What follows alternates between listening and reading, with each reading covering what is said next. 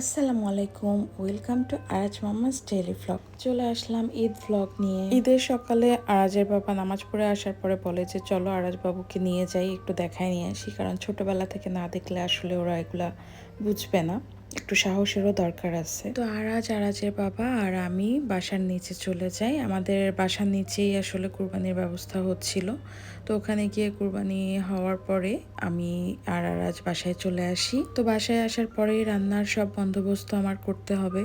তো আমার কাজের আন্টি গতকাল এসে আমাকে পেঁয়াজ ছিলে দিয়ে গেছে, আদা রসুন যা কিছু প্রয়োজন সব কিছু কুটে বেছে দিয়ে গেছে। এখন জাস্ট আমি পেঁয়াজটা কেটে খিচুড়িটা বসাই দিব আগে, কারণ আরাজের বাবার খিচুড়ি ঈদের সকালে লাগবেই লাগবে। আর মাংসের জন্য আমি বাটা ঘষা কিছুই করি নাই, কারণ আমি চাচ্ছিলাম যে আমি কুরবানির মাংসটা একদম ফ্রেশ টাটকা মশলা দিয়ে করব।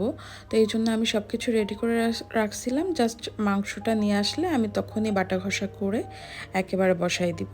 আর খিচুড়িটা যাতে তাড়াতাড়ি হয়ে যায় এই জন্য আমি প্রেশার কুকারে চড়াই দিছিলাম, আর এদিকে আর এক চুলায় আমি মুরগির মাংস রান্না করতেছিলাম। আর ঈদের দিন সকালে মুরগির মাংসের মধ্যে আলু দিছি দেখে কেউ কিছু মনে করবেন না, আলুটা দিছি শুধুমাত্র আরাজের জন্য। সকালে খাওয়া দাওয়া শেষ করে আমি তো খুব বোরিং হচ্ছিলাম। তারপর আমাদের মাংস আসতে আসতে দুপুর 3টা 3:30 বেজে যায়। আর এখানে আমার কাজের আন্টি আমাকে অনেক অনেক হেল্প করছে, উনি না থাকলে আমার কি যে হইতো, কারণ জীবনের প্রথম আমি এভাবে একা একা কুরবানিটা পরিচালনা করতেছি। কারণ এতদিন বাবার বাসায় না হয় শ্বশুরবাড়িতে করছি, কিন্তু এবার সম্পূর্ণ দায়িত্ব আমার। তো আমি ওইভাবে বুঝে উঠতে পারতেছিলাম না। আর আমি এখানে সব ছোট ছোট পলিতে করে প্যাকেট করে নিচ্ছিলাম, এটা গরিবদের বিলাই দেওয়ার জন্য। তো আমি প্যাকেট করে কাজের আন্টিকে দিয়ে দিছি। তারপরে আরাজের বাবা আমাকে মাংস রান্নার জন্য কুটে বেছে দিল, আর এখন আমি মাংসটা হাতে মেখে বসাবো। এখানে আমি পেঁয়াজ মরিচ সব কিছু কেটে কেটে নিছি, এই যে বাটা মশলাগুলো করে নিছি। আমি আজকে একদম টাটকা ফ্রেশ মশলা দিয়ে করব, কারণ আমি চাচ্ছিলাম যে আমি একদম ফ্রিজের মশলা দিবই না আজকে।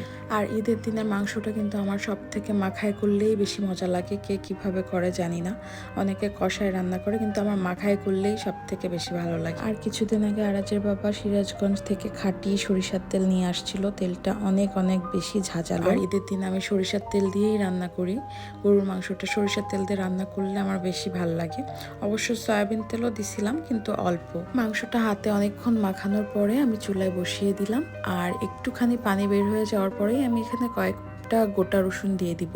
আর মাংসের মধ্যে গোটা রসুন না হলে তো আমার চলবেই না। মাংসটা চড়াতে চড়াতে আমি ওইদিকে ভুঁড়িও পরিষ্কার করতেছিলাম, কিন্তু ভুঁড়ি পরিষ্কার করতে গিয়ে এবার আমি একটা বিরাট ভুল করে ফেলছি, সেটা না হয় আরেকদিন শেয়ার করব। আর এই যে দেখেন আমার মাংসটা কিন্তু একেবারে হয়ে গেছে।